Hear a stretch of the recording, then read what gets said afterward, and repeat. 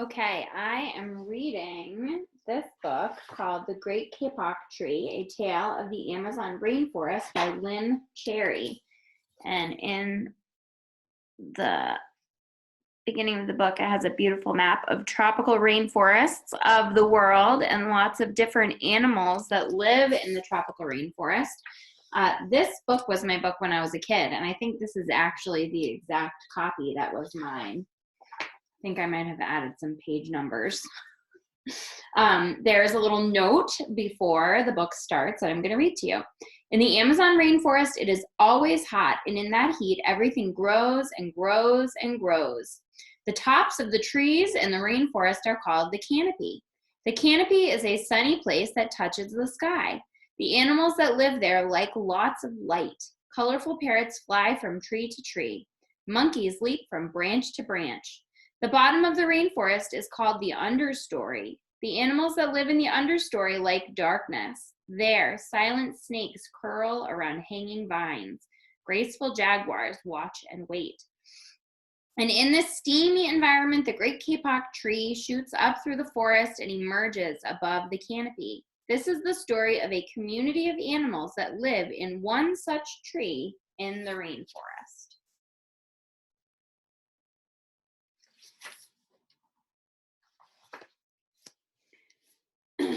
Two men walked into the rainforest. Moments before, the forest had been alive with the sounds of squawking birds and howling monkeys. Now all was quiet as the creatures watched two men and wondered why they had come. The larger man stopped and pointed to a great kapok tree. Then he left.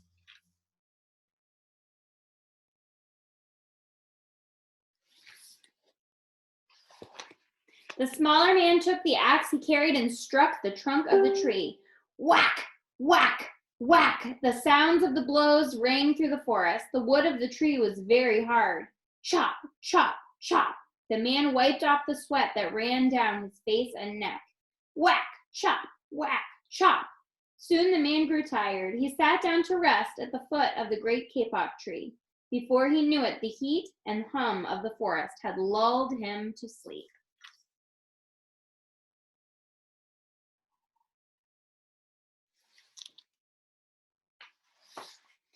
A boa constrictor lived in the kapok tree.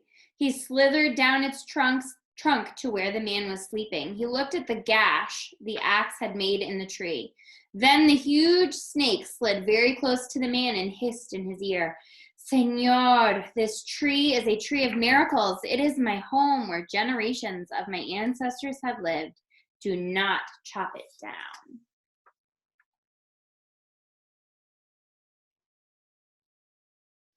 They're spelling Señor like Portuguese. The Amazon rainforest goes through a lot of South America, including Brazil.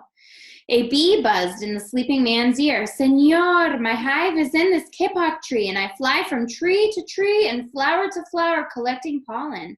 In this way, I pollinate the trees and flowers throughout the rainforest. You see, all living things depend on one another.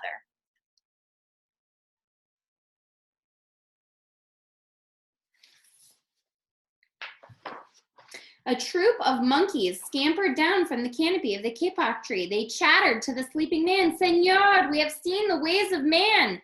You chop down one tree, then come back for another and another. The roots of these great trees will wither and die, and there will be nothing left to hold the earth in place.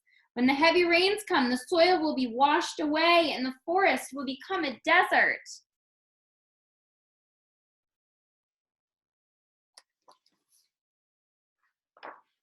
A toucan, a macaw, and a cock of the rock flew down from the canopy. Señor, squawked the toucan, you must not cut down this tree. We have flown over the rainforest and seen what happens once you begin to chop down the trees. Many people settle on the land. They set fires to clear the underbrush, and soon the forest disappears. Where once there was life and beauty, only black and smoldering ruins remain.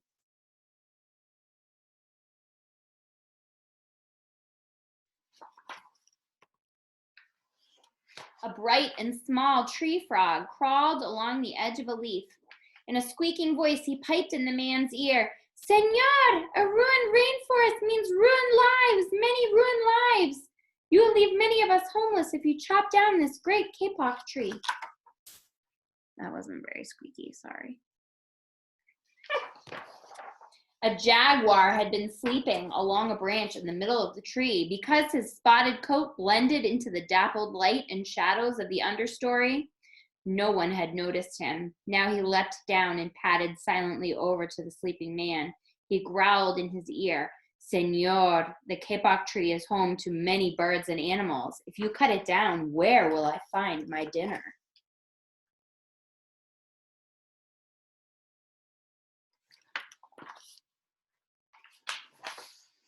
Four tree porcupines swung down from branch to branch and whispered to the man, "Señor, do you know what we animals and humans need in order to live? Oxygen. And Señor, do you know what trees produce? Oxygen. If you cut down the forests, you will destroy that which gives us all life."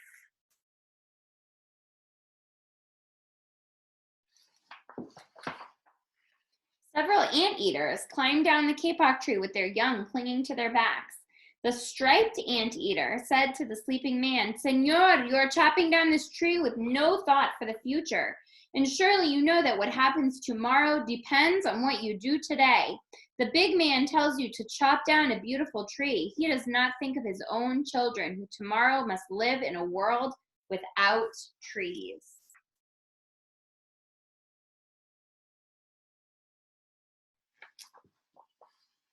A three-toed sloth had begun climbing down from the canopy when the men first appeared. Only now did she reach the ground. Plodding ever so slowly over to the sleeping man, she spoke in her deep and lazy voice, "Señor, how much is beauty worth? Can you live without it? If you destroy the beauty of the rainforest, on what would you feast your eyes?"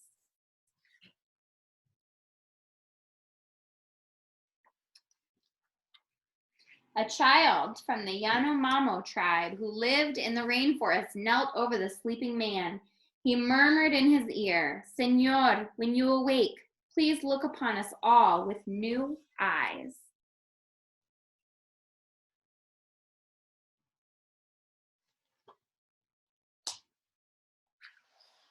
The man awoke with a start. Before him stood the rainforest child, and all around him staring were the animals who depended on the great kapok tree.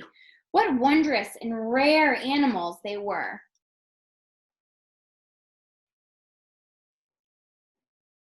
Make a prediction. What do you think he's going to do? The man looked about and saw the sun streaming through the canopy. Spots of bright light glowed like jewels amidst the dark green forest. Strange and beautiful plants seemed to dangle in the air, suspended from the great kapok tree. The man smelled the fragrant perfume of their flowers. He felt the steamy mist rising from the forest floor, but he heard no sound, for the creatures were strangely silent.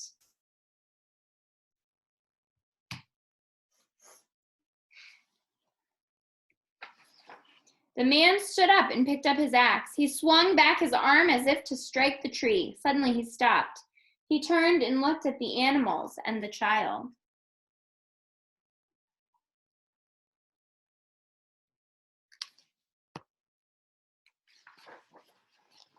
He hesitated. Then he dropped the axe and walked out of the rainforest.